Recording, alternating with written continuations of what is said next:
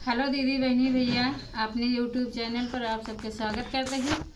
और एक बेटा विवाह सुहाग सुनावे चलते हैं। अच्छा लगे तो लाइक कमेंट शेयर करें, चैनल का सब्सक्राइब करें। अम्मियों की डरिया पे बोले कोयलिया, यार पतिवा पे बोले सुगु नारे लालनवा, यार पतिवा पे बोले सुगना रे लालनवा।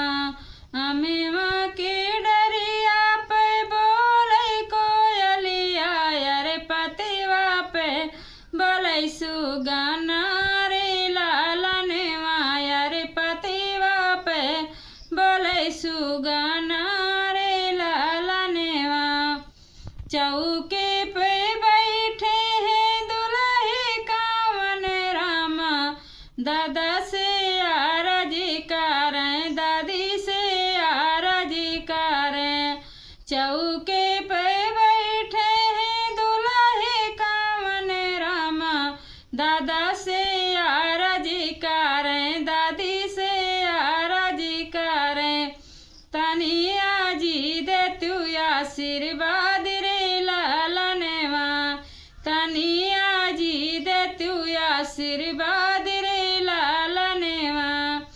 जाऊ मोरा नती जई है अपनी ससुररिया, यार सोने मौरे होई है बियाह रे लालनवा, सोने मौरे होई है बियाह रे लालनवा।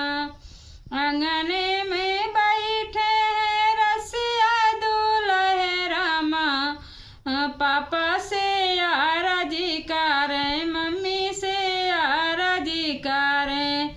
चौके पे बैठे हैं दुल्हे कावन रामा, पापा से आरजी करें, मम्मी से आरजी करें। तनी मम्मी दे तू आशीर्वाद रे लालनवा, तनी मम्मी दे तू आशीर्वाद रे लालनवा।